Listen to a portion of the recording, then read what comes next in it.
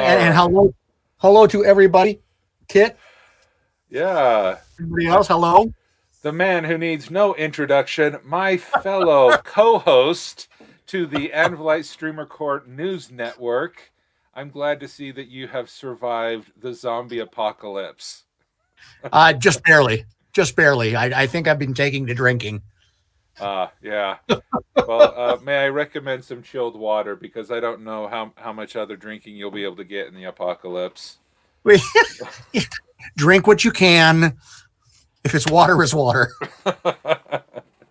Sounds good. Well, I'm not sure there's anybody here who doesn't know who you are. Kahuna the Elder, please introduce yourself to everyone in the chat.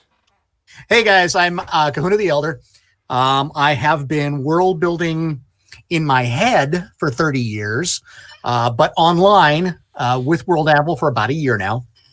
I have had these stories in my head rattling around for about 30 years.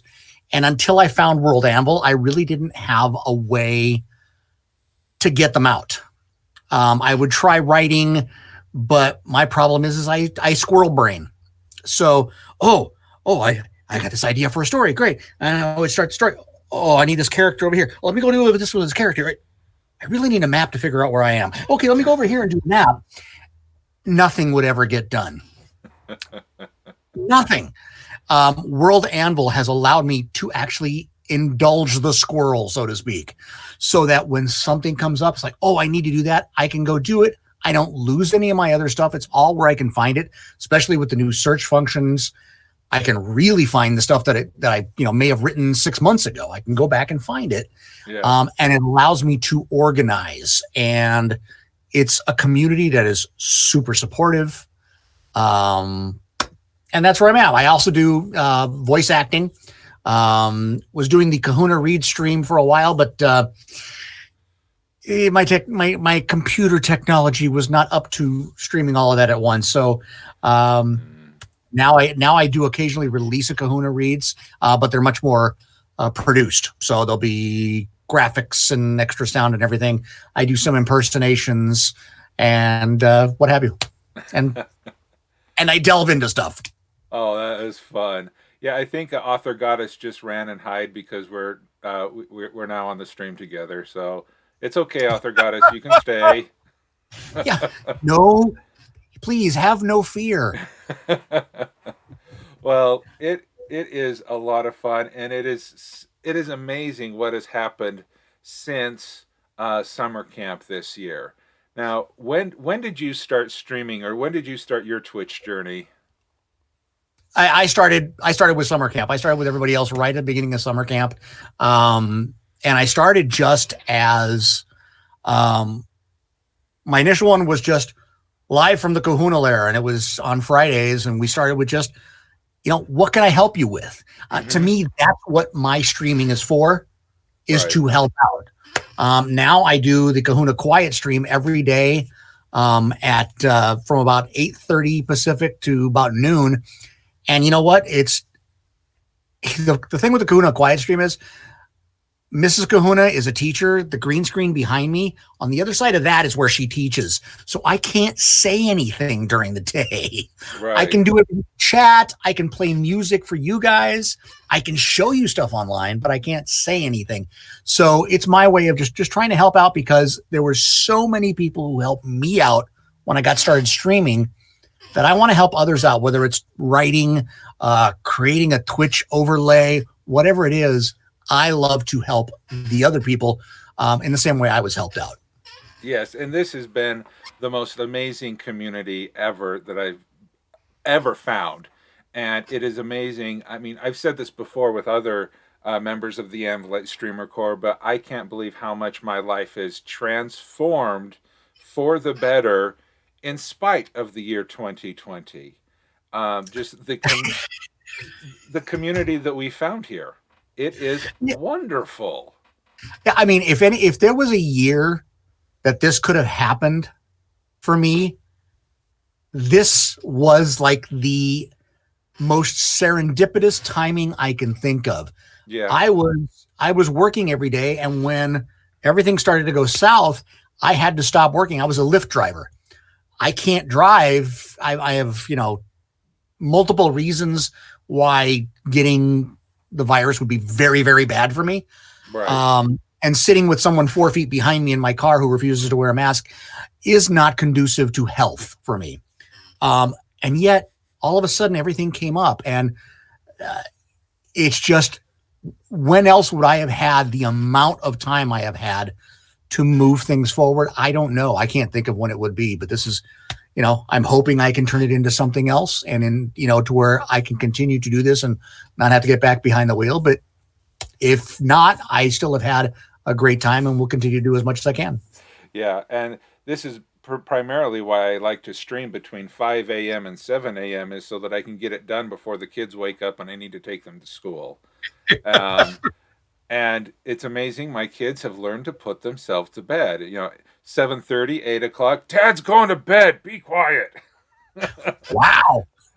Yeah, My 17-year-old gets up at 2 a.m. because, well, doesn't get up, is up at 2 a.m., screaming at friends who are just now waking up in Europe and on their voice Discord.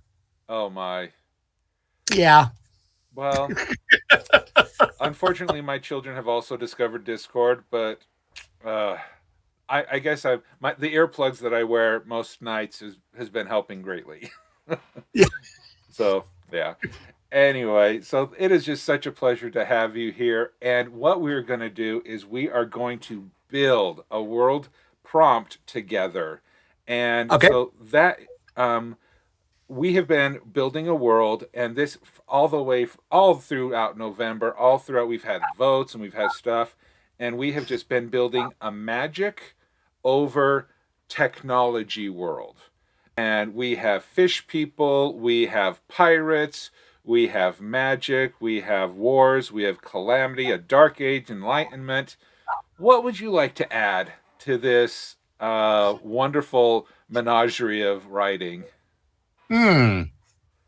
It could be literally any prompt from the World Anvil, and if you have some, Hmm.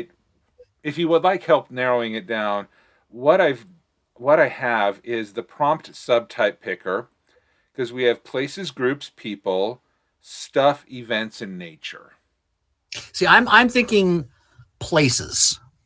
Okay. Um, I personally, I think places get a little bit of a short stick Okay. because it's really easy to come up with, oh, I need a dungeon or I need a building. But I think you add character to a campaign or a story when you really have places that are imbued with some kind of personality and history. So Okay. let's look at the place. All right. So, would you like to do a country, a settlement, a geography, meaning a larger non-political, non-organization, or would you like to do a building? Geography. Okay. Geography for 100, Greg. Oh, I'm gonna miss Alex. Yeah, they say Ken Jennings is going to take over for a little while, but I really would like to see LeVar Burton take that over. Just my, LeVar Burton? yes. Oh, I hadn't even heard his name as a rumor. There's a bunch of people who have petitioned to try to get LeVar Burton, and I think that's a great choice.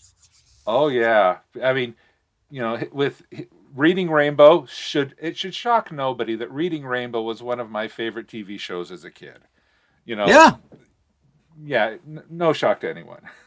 and it has continued onward. I mean, it's just exploded in what effect it has had Yeah, um, when it comes to literacy and getting kids interested in reading. yeah, and that is and that getting kids getting kids interested in reading is a lot of what I'm doing here with today with the Kids Need to Read charity drive. So again, thank you for everyone who has supported that so far. So let's talk about a geographic location. Okay. So far, what we have in the world is we only have continents. We've only named continents, and we do have a map that was generated at World Spinner that is a temporary holding place, and you could probably see it. I don't know if you could find it faster than I can find it. But yeah, on the home page, there's the maps. So I'm going to put this link in the chat for you and for everyone else who wishes to follow along. Okay, so this is the world that we are working on. And the only thing that has been actually called is this tiny little island, Eflin, that's over there far on the left. It's that little island, you see the little V of water between that group, those two major islands over there. Yeah. There's a little tiny island in the right part of the V, and that's the only thing. So we have the whole rest of the world where you can place some geography to be able to go from there. We do have names for the continents. They are from left to right. We have Eorith, Acera, Obion. So the tall one that goes from pole to pole is Obion, and Irix is the small one over on the right hand side. Okay. So where would you like to place something? I like Irix. Okay, that island over there. Yep. Right. And I want a mountain. Okay. Let's see. I don't know if either of these are. What color is mountain? Would it be like that grayish color, that light gray or tan color? Probably. Sure. Now, as far as the scale goes, that is about 3,000 or 4,000 miles across. Okay. So we could put a mountain there in that little gray area then. Yeah, in the small little dot in the middle. Yeah. Okay. Yes. All right. So let's put. And I'm going back to Kahuna Tiki Mountain. I think Dazlacat is already. We've already named it. All right. So is it going to be just as? Usually when we have mountains, the only way you can have a solitary mountain is a volcano. So is this going to be considered a part of a range, or is this going to be just a solitary mountain based on a volcano? Well, we are in a magical place, are we not? Yes, we are. So the rules can be whatever we decide they are. It should be part of a range, however. Okay. It should be. Yeah, I mean, a single solitary mountain in the middle of a 3,000 to 4,000 mile across continent is kind of like a pimple. Yeah. Just not something we need. There should be a range of mountains surrounding it, leading up to providing a ridge upon which we paint our mountainscape. Yes. Okay. So we have a central mountain range that crosses through the center of the continent of Urix. Oh, come on, Urix.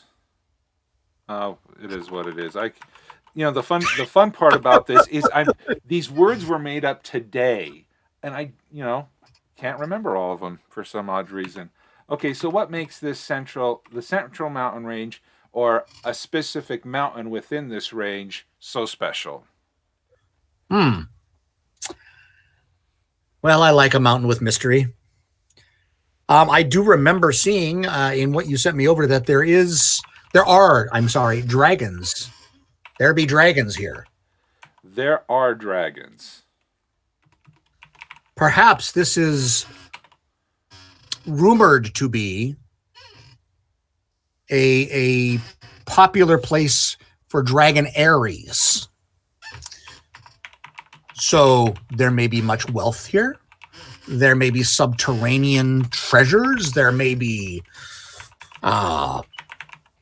obviously danger, but there might be much wisdom in getting to the top of those mountains. So it is a mountain of mystery. We don't know what is at the top, but we know very few have ever gone to the top and returned.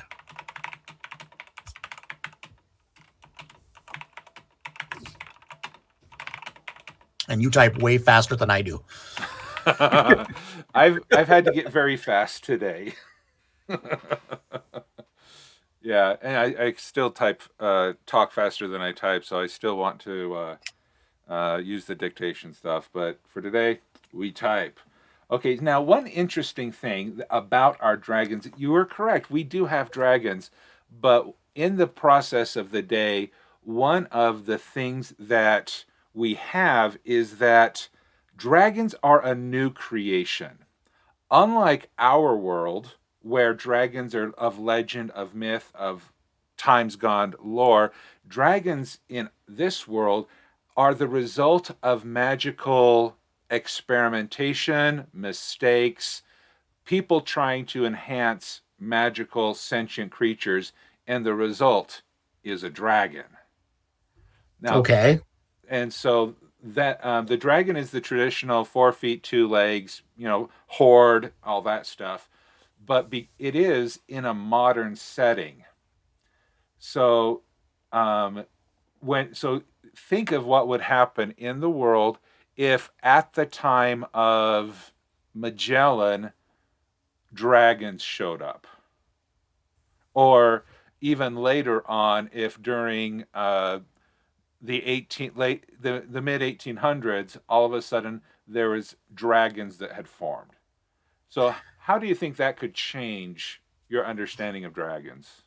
Well, the thing is, something you said very at the very beginning there was that these were the results of experimentation. Yes. They were other sentient beings that these were things gone awry. These were things that were genetically modified. They were things that were magically changed from some other creature.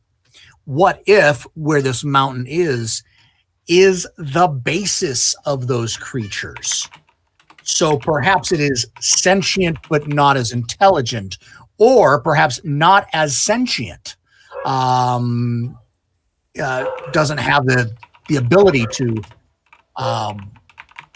reason, um, or it is perhaps, again, some place where these initial creatures were harvested for these experiments because of some dragon-like nature to them.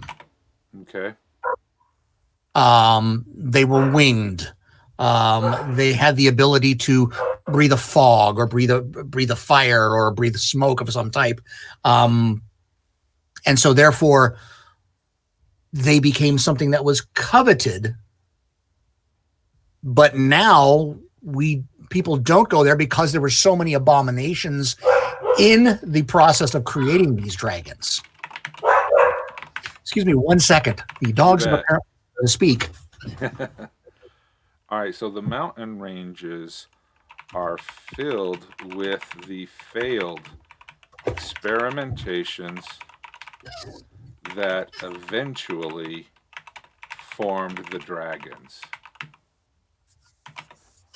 Yes. Yeah, and yeah, or even the original root genetic material, including genetic root materials. Because I really like the idea of we know how dragons came about. But the interesting thing, you're talking about levels of sentience here. We don't really have anything. Well, we have had talk about dragons either hoarded books or dragons would hoard gold. And that was one of the things in there. And some had the idea, and it wasn't voted upon yet, but that great universities would have sprung up financed by these dragons, so that the dragons, that either the money attracted the gold attracted the university, or these great hordes of libraries and knowledge would then attract a library that came and a university formed around that. So when we talk about sentience, do you think that those two ideas could be married together? Yeah, in fact, what I was just thinking is, and it gets back to the idea of the mountain, is perhaps since these dragons would have funded and been a major part of the university, universities tend to have people who think differently. That's why they work so well. That's why we learn from them, opposing viewpoints. There might have been some dragons who said, great, where we are who we are. But what about those poor animals that were left out there due to these horrific experiments? And perhaps there is a subset of dragons that has decided they are going back to the mountain. They are going back to the range to take care of these. And so therefore they have become protective, territorial, and partially hostile to anyone who goes there. I would not say evil, but certainly the reason no one goes there is because there's some dragons there who really don't want you there because of what has happened to their ancestors. Yeah, we wouldn't call a mother bear evil. We call it a mother bear. Exactly. Or the child of a bear, if it or child of any species that protects the elders or the ancestors, they're protecting. They're not evil. They're simply protecting. And so some of these dragons may have said, it's great that we're here. We've got these hordes of gold. We've learned all this great stuff. What about those poor creatures back there where we all originated from? Someone needs to go back and protect them. Someone needs to make sure they're always okay and stop this from ever happening again. So the dragons can procreate on their own, and they will reproduce as they are, and of course there'll be some change over time as they evolve. Mm-hmm. But back in that area, those are all mutations that may or may not survive, and so some of these dragons, a small subset, goes back to protect them. They have taken a paternal role towards the creatures as a great way to think of it. Yes.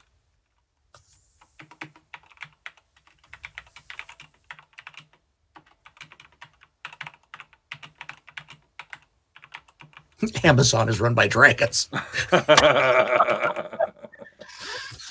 Well, yeah. Yeah, we have a brand new Amazon shipping center in our county, and all the college students are all going down there for the next month. Last year, I had customers who were working for Amazon, passengers in my car, and we have a couple of new facilities around here. And literally they would, during this time of year, they were working 6 days, between 70 and 80 hours. They were making 3-4 months worth of income in a month. So they'd worked for the last month or two. It was crazy. And then of course, they laid off 2/3 of what they hired, come January 15th, but sure. Yeah, they're able to make some extra money. Yeah. Well, Sudin has a good question here at the bottom. Are those responsible for creating dragons still conducting their experiments? If so, I imagine the dragons might have very mixed feelings. So, yeah. Well, so the question is, would they have been supported? Remember that the dragons, since we say the dragons have plenty of money, would the dragons have continued to support this? And my thought is the dragons may not have been totally supportive, or you know what? Some of them may have been supportive. And again, you have a group that is not. But the other thing is, would society in general have been supportive, and would that group now have been relegated to an underground or subversive group of people who are going to continue these experiments, even though there might have been the perception that it is cruel and painful. So the decision there really has to be on what would society in general think about that group. That would tell you whether that group would continue to greatly experiment, not experiment at all, which I doubt, Right. or have hidden their experiments, which again would give a reason for a group to go back and protect those creatures that were the genetic root of the dragons.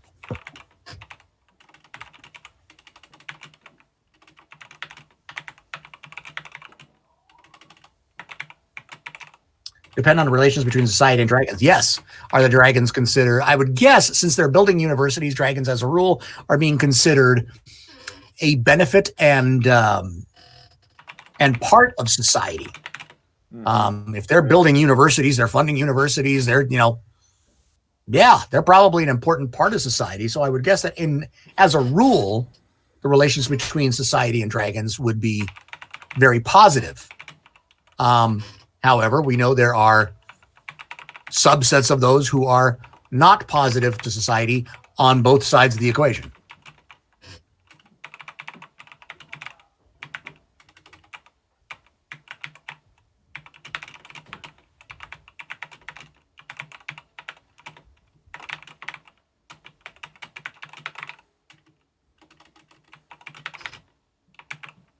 This is why I tell people to come to my help stream, because if you're stuck on something, I could probably figure out a rationalization for it. Yeah, and see, this is a great opportunity for me to pick the brains of so many different people from the World Anvil and World Ember and Anvilite Streamer Core community. This has just been a very amazing. Rebellious and now this and hidden. Zog Mad Dog is raiding with a party of 8. Welcome, Zog Mad Dog. It's good to see you. Thank you for coming by. All right. Now, okay, so here's another. When we talk about dragons, yes, you are alive. we thought you just disappeared. Yeah, it is good to have you back. And Zog Mad Dog is what? Oh, secondhand. I was saying hello. Oh, yeah. And, Zog Mad Dog had me on his 24-hour stream near the end of summer camp. So I said, hey, I could do that. And now I'm going, why did I want to do this? So it has been a lot of fun. But let's talk a little bit more about the dragons. When we think of dragons, size matters.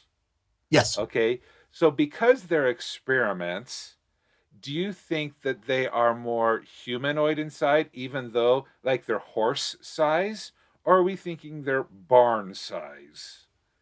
So I guess the first question you have to answer with that is, why were they trying, or what was the goal of creating something like a dragon? What were they trying to do? Were they looking to use it as a companion? Something that could fetch or be used to keep an eye on things by flying overhead? Were they using it as a steed, something they could ride, perhaps even learn to fly with it? Were they looking at it? Were they looking at it as a protector? So it would want to be even larger, because who wants to go up against that? Exactly. So, yeah. So you have to think about, what were they thinking when they made it? And that doesn't mean they don't come in different sizes, because different experiments would have produced different sizing, and different genetic breeding would have created different sizes. But what was the initial thought? Why were they trying to, which gets to this question of, why were they experimenting in the first place? What was the goal of the experimentation? Why did they get to where, okay, now we've got something that looks like a dragon. Hey, we need more of those. So that would be where I would think about it. And I would say size-wise, My guess is there would be a point where where anyone creating a dragon, especially a sentient, intelligent dragon, Mm-hmm. would start to fear if they got too big. Because if the dragon's smart and the dragon's huge, you are no longer necessary. Yeah. You are now an impediment, not an asset.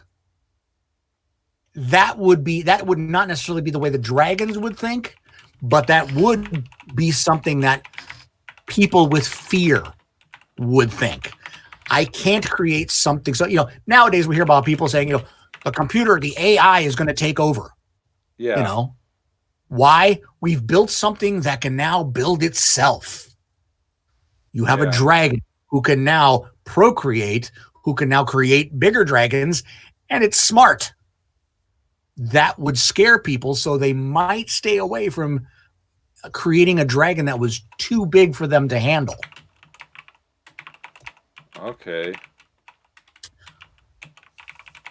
Service animal dragon. Yeah, there you go.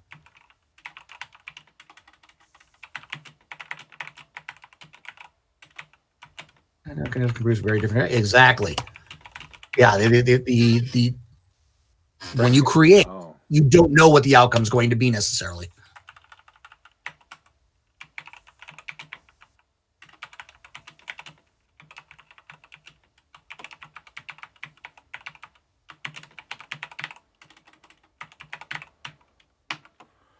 Wow. Yeah, this has been awesome insight. And this is based on this type of dragon. Yeah. If you go with the traditional dragons, they couldn't care less about other species. Yeah. Some of them are hostile to other species. Others are like, yeah, you're interesting, but I'm not going to associate with you. Yeah. They certainly would not build universities for others. So this is a different kind of dragon. This is a social, if you want to put it that way, a social dragon, where it has decided, or they have decided, this species has decided to become social with the rest of society, become part of society. So now, what is it that what does that mean for society, that you've got these, these creatures that are smart and, probably pretty powerful in terms of strength, but also they can breathe stuff. They have their own defense mechanisms that are going to be difficult to get past. Mm-hmm. This is just opening up a whole new possibility for stories and conflict and just plain fun that you could have with these things. It's, when I try to help people, get through some of where they're stuck sometimes, what I try to do is say, what? Think of what got you to this. It's always that question, why? It's always the why.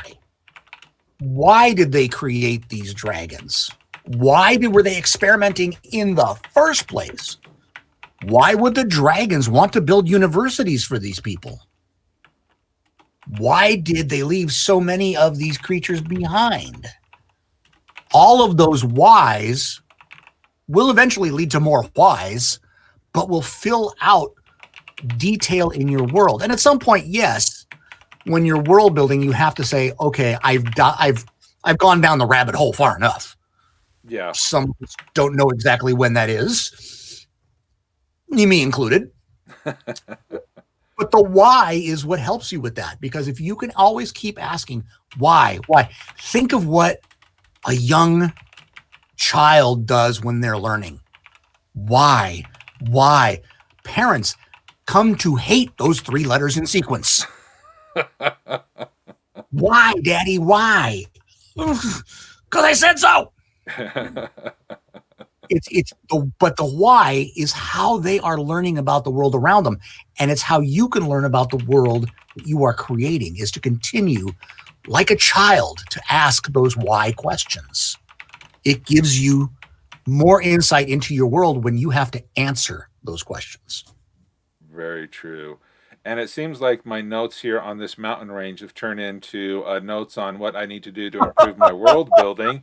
And anyone who wants to see the notes that I wrote about how to improve writing, feel free to visit this article once it's published.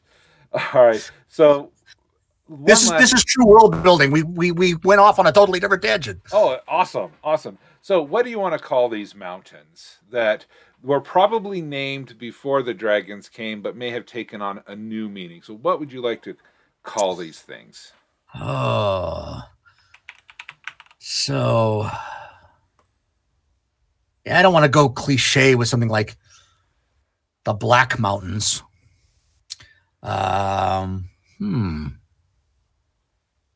This is when I usually dive into my web resources for invented names. Well,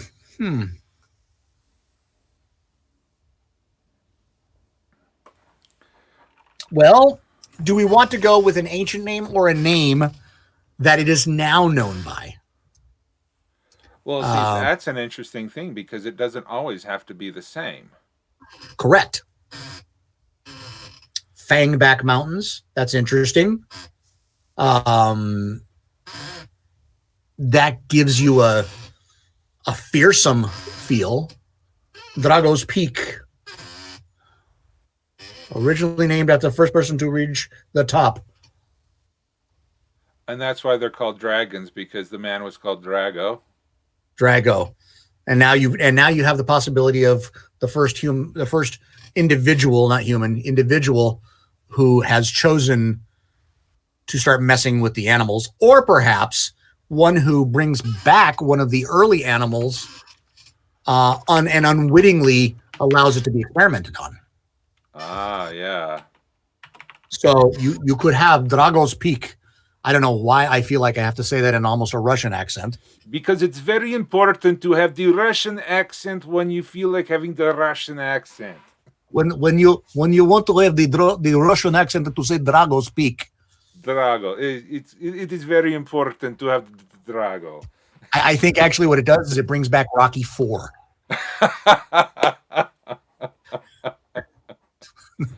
I will crush you. Yes, you will be crushed. Yeah.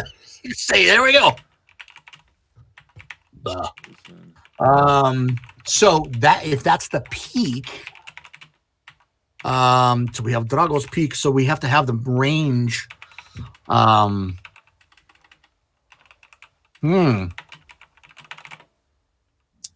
So we're assuming then if Drago was the first one to get to the top of the peak, that peak has not been summited. It's before that.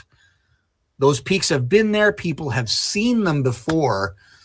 Just nobody's ever gone to the top because, mountains don't just appear unless they're a volcano.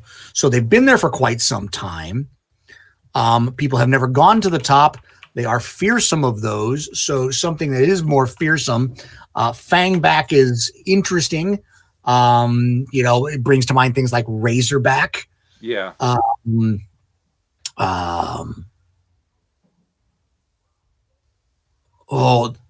Scimitar. Scimitar. The curved sword of Arabia. The curved sword of Arabia, sharp, deadly. But it could be a slightly curved mountain range, sharp peaks, dangerous, and one not to be trifled with. All right. The Scimitar Range. If I can type. How do you spell scimitar? SCIMITAR. Okay. I watch way too much Forged in Fire. I actually really enjoy Forged in Fire. I do too. I don't know why they changed. Well, I do know why they changed those, but I'm hoping Will comes back. Okay, it's shaped in the Shamshir. curve. You know what? DM Stretch may have a better suggestion here. Shamshir. Shamshir. I've got to look it up just to remember. But I think we may be talking something because it's less recognized as Oh yeah, Shamshir. Yes, and it literally the name literally means iron fang in Persian. Oh, serious? Oh yeah. Okay, done. Yeah. Yeah, I think a Shamshir. Yes, it's more slender. So yes, again, that fits it perfectly. It's still a curved sword. It is a member of the scimitar family. Yeah, Shamshir, much better because it's not as easily recognized, so it's not as on the nose as scimitar. Yeah, so I like that a lot. That's a great suggestion. Awesome suggestion.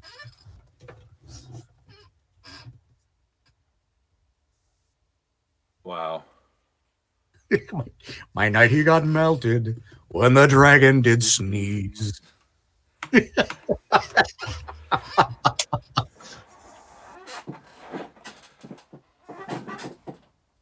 Yeah. Have you ever heard of On Top of Spaghetti? On Oh, top yeah. of spaghetti, I'll cover.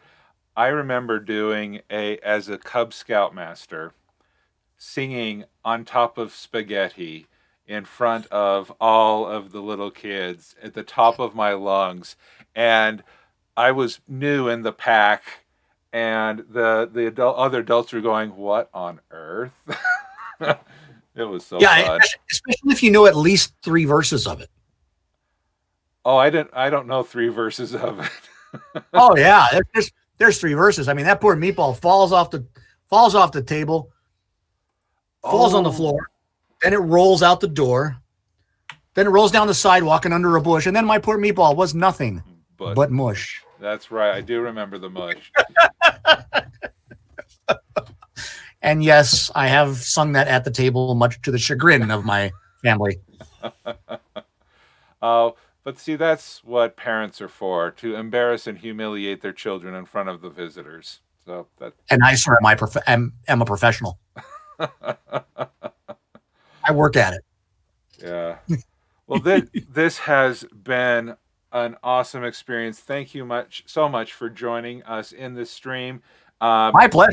This is and thank you for all of the help that you are giving to other members during the day, during your quiet. And this has been a wonderful, wonderful, I don't know what to call it anymore. It's a wonderful stream. It's a wonderful opportunity to be together. And thank you so much for coming and sharing your insight. At the bottom of this page, I want to credit you as a guest world builder. And I'm just curious, to what site would you like to be linked to? Or sites. Let's start just with arnathia.com. ARNATHIA.com. That is my active world. And it's a world animal world. I was just able to get the domain to go straight over. But yeah, if you go to arnathia.com, you will find my world. You will find the serialized story that I am writing. And you'll find other stuff I'm doing. And then otherwise, hang out on Twitch. And if you do want to have a non-world building stream just to kick back and enjoy and have some fun, Friday afternoons, 3:30 Pacific, so 6:30 Eastern, everywhere else, do the math. My wife and I actually do the Kahuna happy hour. It's just an excuse for us to hang out with people online, tell stories, have fun, perhaps enjoy your favorite beverage. And we go for 2 hours and we just have a good time. And that's all. It's just a way to connect with the community. I've even started a map of every time somebody comes in that we haven't seen before, we jot down where they're from so we know where we're speaking to. Yeah. and I'm actually creating a map that we will put up online so that people can see where people are from generally in the world when they visit us on the happy hour. Wonderful. So, all right. Well, thank you so much, Kahuna the Elder, and thank you so much for everyone for watching. And with that, I'll say see you later. All right. Thank you. See you guys later. Thank you so much. All right. Bye. Bye-bye.